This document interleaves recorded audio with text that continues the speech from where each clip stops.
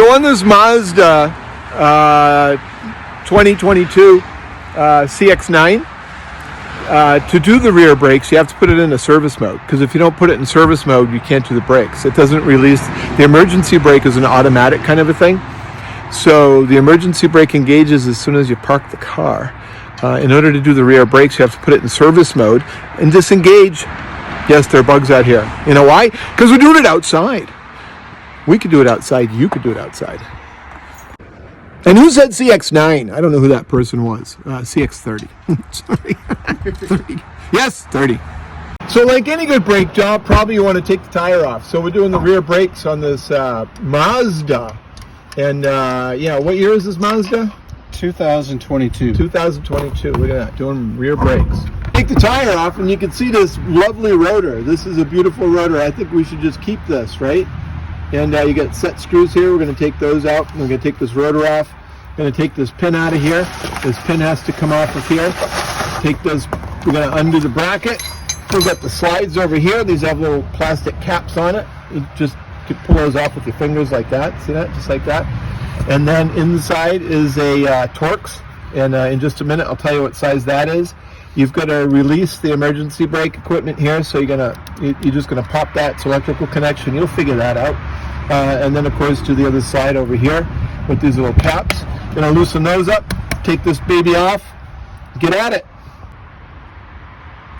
So you can see that the Torx T45, right? So this is the deal where it comes with the Torx bit inside the socket. You could just it's like it's in there, you know. And use it like a socket and put it on a, like that. You know how to do that. So we loosened up the slides, removed the slide from the caliper here. That's been loosened enough, or like you could see, there you go, it slide right out of there. Call it a slide because it slides right out. And then we're going to remove this part of the caliper. And just wiggle it up, and off she comes. Look at that, just like that. And then put that somewhere handy, you know, hang it up if you got a hanger. If you don't, you know, there's some parts down here of the car. You can put a rag down there so you don't scratch it up.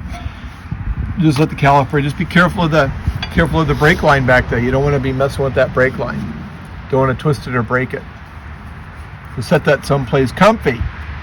So we've got this brake tool. They call it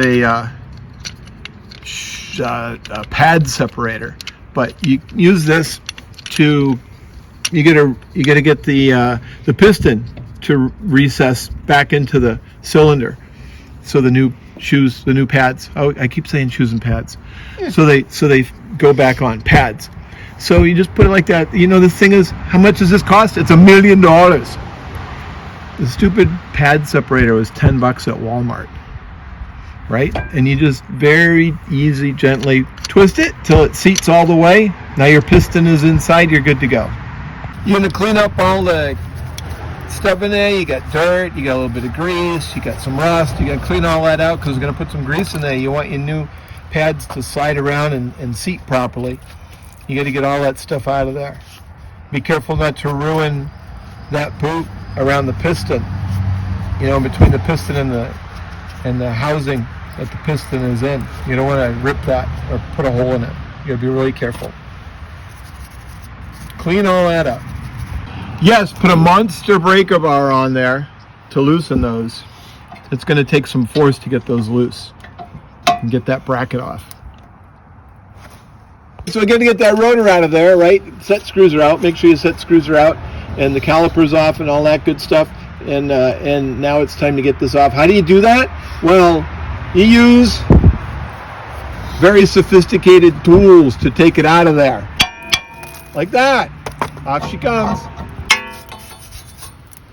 Anything you say can and will be used against you.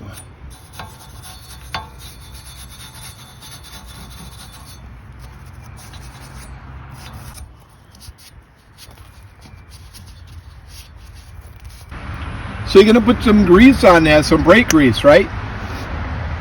Right on there where the rotor's going to go, and that helps keep the rotor from rusting directly to the hub. So you get some grease in there, and you put the rotor on, less likely to rust to the hub, comes off easier. So the rotors that are going, the new rotors going on here are dimpled and slotted, right? And they have a particular direction. You got to make sure that when you're doing it, see the L? That's the left side. That's the driver's side rotor, because it's going to spin in a particular direction. I'll show you the rotor in just a second. Drilled and slotted. And when this rotates, most of your action is forward, hopefully. Most people drive forward most of the time with their car. What this does is this actually helps, it pushes out a cushion of air that gets stuck between the pad and the rotor. Actually, a cushion of air starts to develop.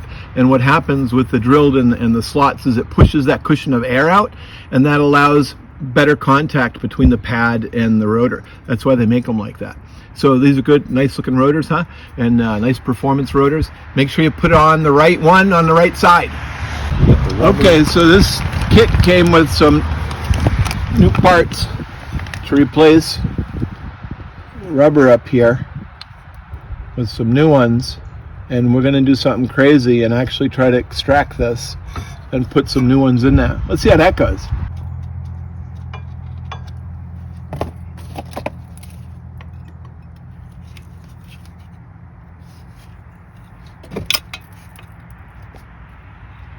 Sorry. Am I being helpful? Yeah. I didn't know you were right there. So. That's good. That's good.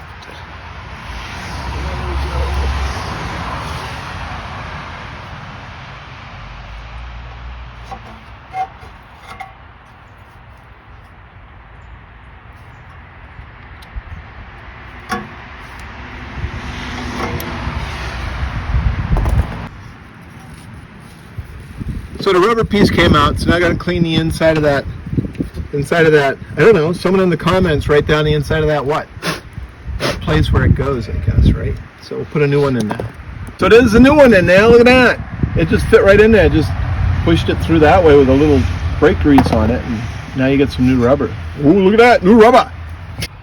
So, cleaned up the caliper, the hanger here. Already have one of the new pads in, and then if you're not careful, you knock it out. It was easy enough. Put the grease on the caliper, and then put the mount in, bolt it down. Just set the shoe in place. Set the pad in place, right? Pad, and then put the other one on.